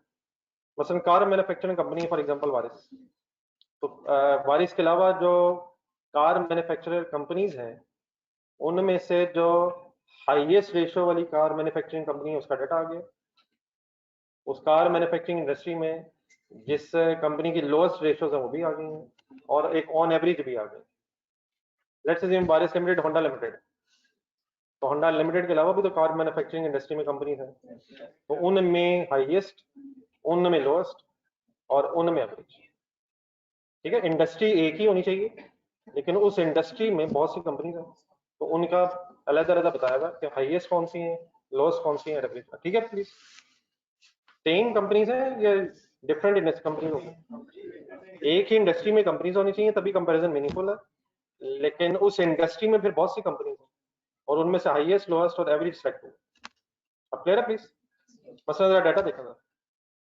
इंडस्ट्री में जो कंपनीज हैं उनकी हाईएस्ट रेशो कहां तक जाती है, लोएस्ट कहां तक आती है, और एवरेज कहां है? अब अपना 29 देखें, अल्हम्दुलिल्लाह एवरेज से ऊपर है और हाईएस्ट के नजदीक है। इसका मतलब ग्रॉस प्रॉफिट रेशियो में तो कोई इशू नजर नहीं आ रहा। तो पहले जरा सिंपल एक एनालिसिस कर लें, बाद में फिर इसको डिटेल में चलते हैं। ऑपरेटिंग प्रॉफिट परसेंटेज एक दी हुई है, हमारी कितनी कंपैरिजन करें? हम एवरेज से नीचे चले गए हैं और लोएस्ट के नजदीक हो गए, तो ये क्या हुआ? अच्छा भला ग्रॉस था, ग्रॉस प्रॉफिट अच्छा भला हायर साइड पे था, ऑपरेटिंग प्रॉफिट कम हो गया। इसका मतलब वंस अगेन मसला बल्कि उलट है शायद। यहाँ मसला ग्रॉस प्रॉफिट में नहीं, ऑपरेटिंग एक्सपेंसेस में प्रॉब्लम लग रहा है। हमारे ऑपरेटिंग एक्सपेंसेस कंपैरेटिवली इंडस्ट्री के मुकाबले में शायद बढ़ गए।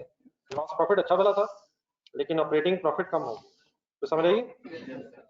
अब return on share holders equity हमारा 9% रिटर्न है, लोएस्ट से थोड़ा सा ऊपर है, एवरेज से नीचे है।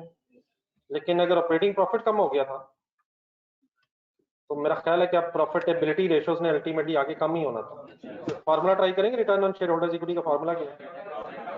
Profit after tax, profit after tax के साथ है minus irredeemable preference dividend divided by average equity. अब अगर ऑपरेटिंग प्रॉफिट कम हुआ है, सेकंड कैटेगरी देखें, अगर ऑपरेटिंग प्रॉफिट कम हुआ था तो फिर प्रॉफिट आफ्टर टैक्स भी कम होना ही था, और अगर उसने कम होना था तो इस प्रॉफिटेबिलिटी रेशियो ने फिर कम ही होना था। तो हमारा प्रॉफिट क्योंकि कम हो गया है इसलिए फिर रिटर्न ऑन इक्विटी भी कम होना कुछ सरप्राइजिंग नहीं है। करंट रेशियो देखें, फिर वर्किंग कैपिटल रेशियो में आ गए। करंट रेशियो 1.5 और रेशियो 1, ये क्या दिया हुआ? ₹1 लाइबिलिटी के बदले 1.5 टाइम्स एसेट्स है। क्या हम अपनी लाइबिलिटीज को मीट कर सकते हैं? लेकिन इंडस्ट्री में देखें एवरेज से ऊपर है, लेकिन फर्दर इंप्रूवमेंट होनी चाहिए, हो सकती है। एवरेज से जस्ट ऊपर है, लेकिन पॉइंट तो डेफिनेटली आगे जाने की होनी चाहिए, तो और इंप्रूवमेंट अभी होनी चाहिए। इन्वेंट्री टर्नओवर आगे डेज में दिया हुआ है, कंसंट्रेट करना जरा फुल। 83 डेज बता क्या रहे हैं आगे, जरा 3 दिए हुए इंडस्ट्री की रेशोज में, बताएं बेस्ट कौन सा आगे। और जाने दे हाईएस्ट बेस्ट है यार, वो हाईएस्ट बेस्ट होता है, वो तो ऐसे ही हो रहा था यार, तो बारह ये को रट्टा नहीं है। अब 114 डेज तक जा रहे हैं लोगों के दिन, तो आगे जो लिखा हुआ है 114, 81 और 91, इसमें बेस्ट कौन सी चीज है? 81 यार, लोएस्ट लोएस्ट ही यार, लोएस्ट लोएस्ट के नजदीक जाना चाहते हैं। यस है, यस लोएस्ट बता क्या रहा है? 21 दिनों में चीजें बिक जाती हैं, 81 सॉरी दिनों में चीजें बिक जाती हैं। हाईएस्ट कहाँ तक गेम जाती है? तो अब 83 देखें, क्या हम चीजें इंडस्ट्री के मुताबिक जल्दी बेच लेते हैं? ठीक है प्लीज, इसमें हाईलाइट कर लें, इसमें बेस्ट कौन सी कंपनीज है? लोएस्ट वाली या हाईएस्ट वाली? जल्दी स्टॉक बिकना चाहिए, तो स्टॉक बेचने में इतना इशू नहीं है, अल्हम्दुलिल्लाह हम बेस्ट के नजदीक हैं। What is best? 81 नजदीक है, फर्दर थोड़ी सी इंप्रूवमेंट चाहिए, लेकिन नजदीक है अल्हम्दुलिल्लाह, वर्स्ट से बहुत दूर है। What is worst in this? Any confusion?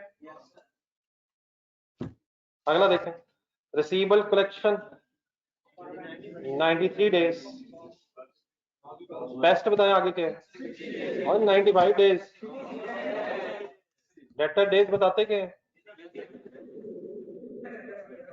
कितने दिनों में पैसे ले रहे हैं तो हम 93 डेज में ले रहे हैं। बेस्ट क्या है? 60। मेन मसला चीजें बेचने का नहीं है, मसला ठीक ठाक पैसों की कलेक्शन में, और शायद हम वर्स्ट के नजदीक हैं। और जाने दें यार, 95 तो हाईएस्ट है, वर्स्ट के नजदीक है। तो किस में इंप्रूवमेंट की शदीद जरूरत है? अब लोग चीजें तो खरीद लेते हैं हमारी, लेकिन शायद इस कंडीशन पे खरीदते हैं कि पैसों की बात नहीं करते, पैसे हम अपनी मर्जी से देंगे। उसकी ये भी वजह हो सकती है हमारी चीजें क्वालिटी की नहीं है, हम मजबूर हैं कि लोगों से कहते हैं भाईजान प्लीज चीजें तो लें, मसला नहीं पैसे दे देते हैं, ठीक है। हमारा मसला कहाँ आ रहा है? चीजें बेचने में नहीं लग रहा, मेजर इशू है तो कलेक्शन प्रोसीजर स्ट्रॉन्ग किए जाए, गेयरिंग रेशो में कंसंट्रेट फुल करें, डेट इक्विटी एक परसेंटेज भी ब्रैकेट में लिखी लेकिन उसमें ना जाए, वैसे एज इट इज पढ़े। 55 45 क्या बता रहा है? ये कल बात हुई है, डेट इक्विटी रेशियो है। 45 क्या है? सॉरी 55 डेट्स इक्विटी, हमारे डेट्स ज्यादा हैं, ऐसे ही इक्विटी के मुकाबले में डेट्स ज्यादा हैं, कितने परसेंट है? नहीं नहीं, वो 122 मैं बताता हूँ कैसे है, अब ऐसे पढ़े 55 45 दोनों को इकट्ठा करें तो क्या आंसर बनता है? 100। दोनों को मिला के 100 अगर हुआ तो ये कैपिटल एम्प्लॉयड हो गया। कैपिटल एम्प्लॉयड में 55% लॉन्ग टर्म लोन्स है, 45% इक्विटी है। कैलकुलेटर पकड़े, अगर 55 डिवाइड बाय 45 किया जाए, अगर 55 डिवाइड बाय 45 किया जाए तो मैंने ये करवाया क्या, पहले ये बताएं मैंने करवाया क्या? करवाया क्या? Long term debt divide by equity करवाया, इनटू 100 करें, तो इक्विटी की बेस पे 142% है, लेकिन कैपिटल एम्प्लॉयड की बेस पे ये 55%। अगर कैपिटल एम्प्लॉयड को 100 रखा जाए तो 100 का ब्रेकअप है 55 लोन्स एंड 45 इक्विटी, लेकिन अगर 45 को 100 रख लिया बेस में, सिर्फ इक्विटी को बेस बनाया जाए तो फिर 122% बन जाएगा on the basis of equity, लेकिन on the basis of capital employed कितना बना हुआ है? 55। हाईली गियर्ड है, दोनों तरह से बैरल चेक हो सकता है, हाईली गियर्ड है या लो गियर्ड है? वाई? लोन ज्यादा है, आंसर 50% से ज्यादा है in case of capital employed and 100% से ज्यादा है in case of equity only. अब आगे ढूंढे, बेस्ट ढूंढे, और जाने दें यार, फिर लोएस्ट बेस्ट है, कमाल हो गया। और 60-40 हुआ ना, ये हुआ ना बेस्ट बेस्ट बेस्ट बेस्ट 40-60 यार, सोचे 60-40 बेस्ट, 60-40 बेस्ट। इसके लोन ज्यादा है वो बेस्ट, इसके लोन कम है वो बेस्ट, 40-60 है। सोचो सोचो ये क्या, पहले डेट होता है फिर इक्विटी होती है, डेट इक्विटी रेशो, पहले लोन होता है फिर इक्विटी, डेट इक्विटी है ना, पहले वर्ड इक्विटी है या पहले डेट है, डेट इक्विटी रेशो है, तो पहले डेट्स होते हैं फिर इक्विटी होती है।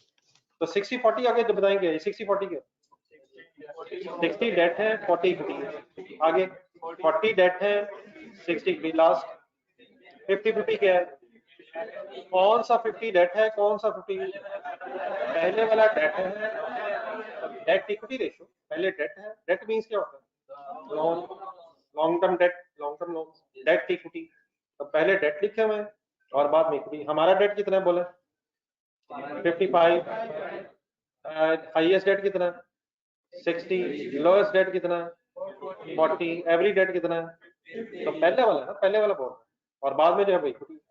तो हम हाईली गेयर्ड है या नहीं, हम हाईली गेयर्ड है। इंडस्ट्री में जाए, बेस्ट कौन सी कंपनी है, 40-65 है ना, 40-60 40-60 40-60, लोन्स कम होने चाहिए, लोन्स कम होने चाहिए ज्यादा, लाइबिलिटीज कम होनी चाहिए। तो हम किसके नजदीक हैं, एवरेज से ऊपर है, हायर की तरफ जा रहे हैं, हाईली गेयर्ड की तरफ जा रहे हैं। हाँ जी, बेस्ट से बहुत दूर है, बेस्ट से दूर है, एवरेज से भी ऊपर है, लोन ज्यादा है हमारे, और हाईएस्ट के नजदीक जाने की शदीद ख्वाहिश लग रही है हमारी, तो ठीक ठाक इंप्रूवमेंट चाहिए।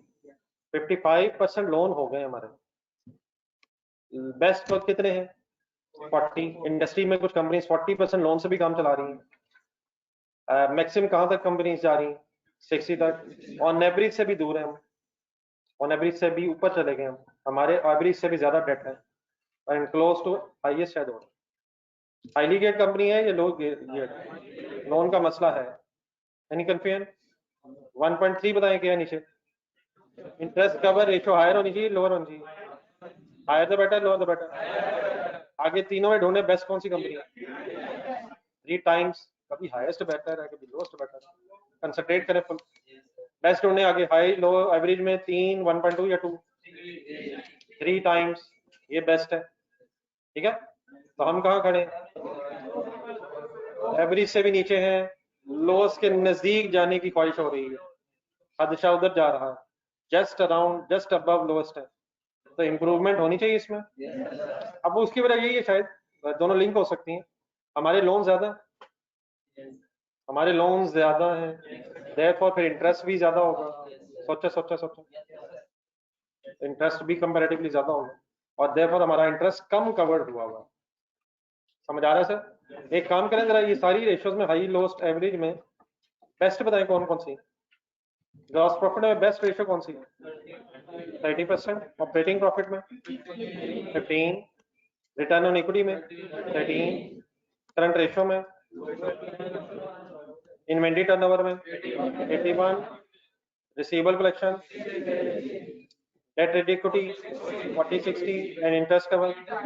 इनको जरा सर्कल लगा लेना, उनको जरा सर्कल से हाईलाइट कर लेना, अपनी बुक में करना, पहले ये तो पता होना चाहिए कि हम कंपैरिजन कर किससे रहे, हाईएस्ट से खुश हो जा रहे हैं, लोएस्ट पे खुश होना।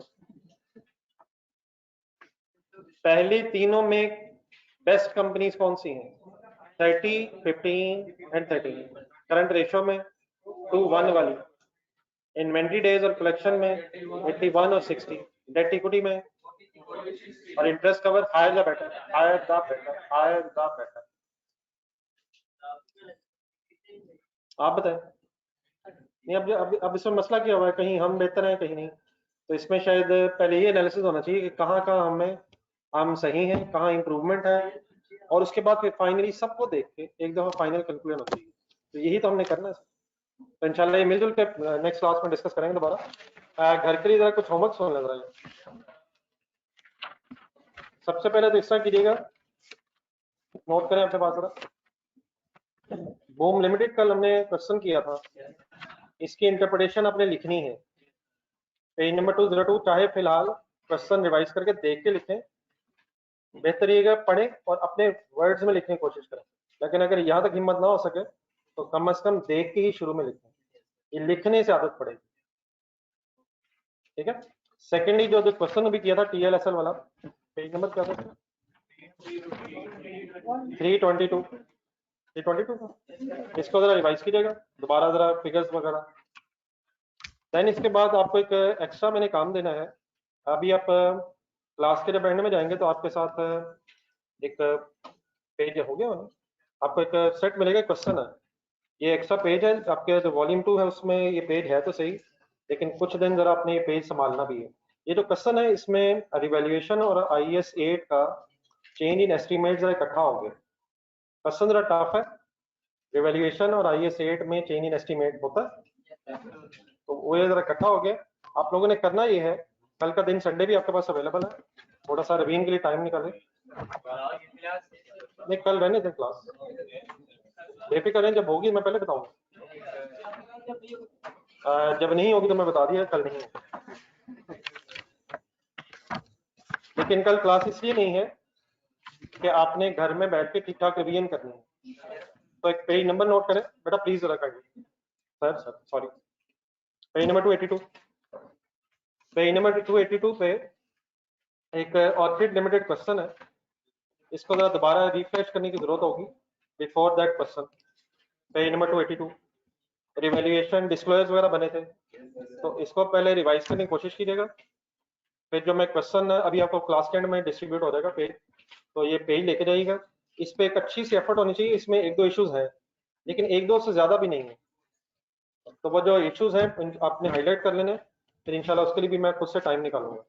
तो घर के लिए काइंडली क्या है, आज सबसे पहले मैंने रेशोस के 2 क्वेश्चंस किए और पेज नंबर 282 पे रिवाइज करना, और देन उसकी एक अच्छी सी कोशिश करनी है आपको जो क्वेश्चन मिल रहा है। ऑनलाइन स्टूडेंट्स आप लोगों का भी अभी व्हाट्सएप हो जाएगा ये पेज, आप टेंशन ऐसे लीजिएगा, तो इंशाल्लाह फिर मंडे को मुलाकात हो, जाते हुए ले लीजिएगा वो पेज, क्लास के एंड में डिस्ट्रीब्यूट होगा। ऑनलाइन स्टूडेंट्स आपको टेंशन फ्री रहेगा, अभी इंशाल्लाह शेयर हो जाएगा, बल्कि शायद हो गया, मैं चेक करता हूँ, आपको आपके व्हाट्सएप नंबर्स पे शेयर हो जाएगा। तो सीरियस एक एफर्ट करनी है, पिछली चीजें अगली चीजों के साथ मिला के करने का वक्त आ गया। अल्लाह